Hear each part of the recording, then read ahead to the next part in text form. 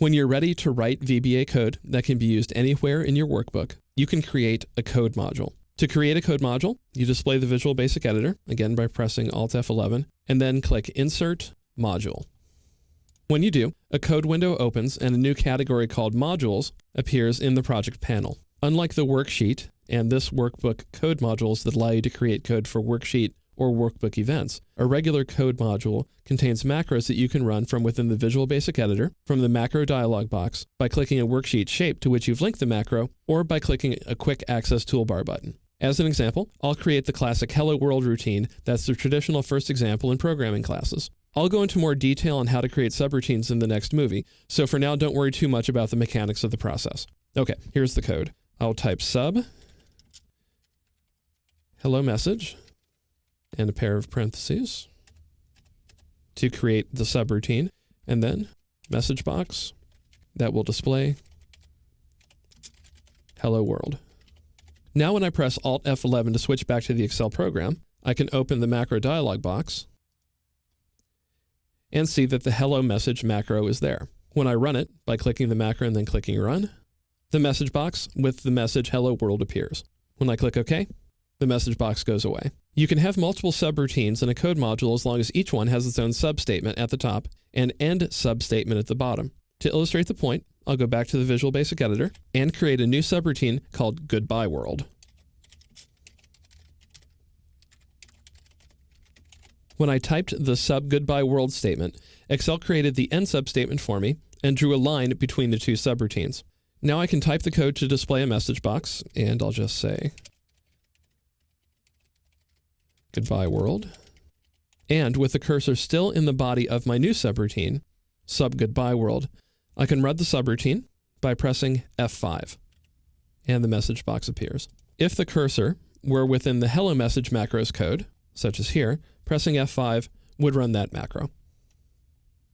Another element of the Visual Basic Editor worth pointing out is that when you have multiple subroutines in a code module, you can click the Sections List box at the top right of the editor and then click the code section to which you want to move. So you can see here that the cursor is currently within the hello message subroutine, so that appears here. If I click Goodbye World, then Goodbye World appears up here. If I click the list arrow, I can select whether to go to Goodbye World or Hello Message or the declaration section, which I'll cover in a later movie. This capability doesn't mean much when you have only one or two subroutines in a code module, but it helps a lot when you have either 2 or 3 subroutines and one of them's pretty long, or when you have a lot of subroutines and you want to move to a specific one.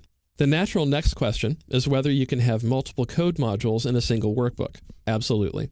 To create a code module, you click Insert, Module, and a new module appears. Just as you keep different types of data in separate workbooks, you should keep different types of subroutines in different code modules. For example, if you have macros that affect your workbook's formatting and others that manipulate data, you should put all of the formatting macros in one module and the data manipulation macros in the other. The default names for code modules are Module 1, Module 2, and so on, which isn't much help when you're trying to remember which module contains which macros. You can rename a code module by clicking the module in the project panel over here, and then in the properties panel, changing the value for the name property. If for some reason you don't see the properties panel, you can click the name of the module here in the VBA project panel, and then click the properties window button on the standard toolbar or press F4. So for example, if I were to put my formatting code in here, I could name the module formatting. And when I press enter, the name changes. And I have data manipulation code in my other module, so I will change that name as well.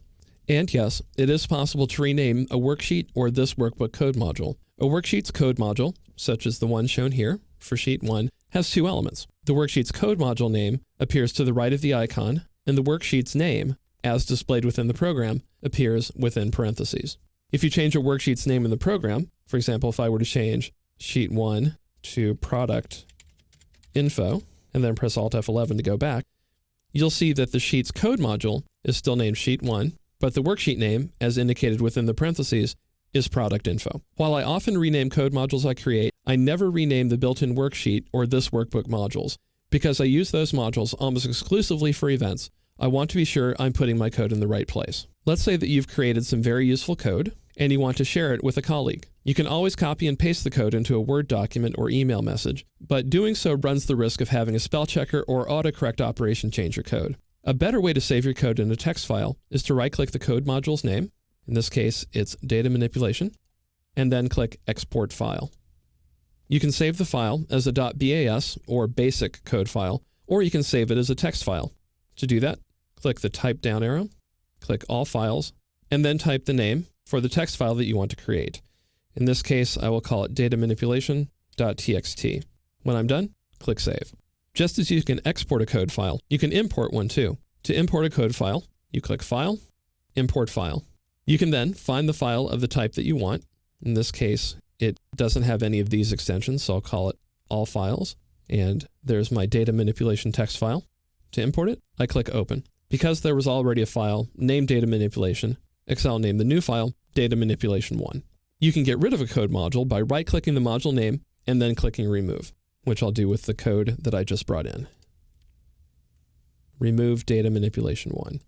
When I do, the Visual Basic Editor asks if I want to export Data Manipulation 1 before removing it. In other words, do I want to create a text backup of the code I'm about to delete, even though the code will be removed from the Visual Basic project? Clicking Yes gives you the same dialog box you use when you export a code module. No deletes the module without saving it, and Cancel closes the dialog box without doing anything. I almost always save my code modules before I delete them. I create a separate directory and give the files names that relate to my project, so on the off chance they contain code I can use later, they'll be there if I want them. In this case, because I brought in code that I just exported, I'll click No.